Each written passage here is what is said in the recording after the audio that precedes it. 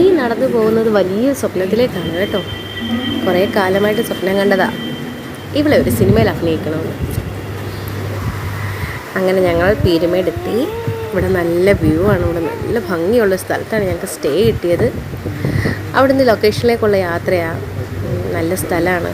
അവൾ നല്ലതായിട്ട് എൻജോയ് ചെയ്ത് പോകുന്നുണ്ട്, എന്തോ കാര്യമായിട്ട് ആലോചിക്കുന്നുമുണ്ട്.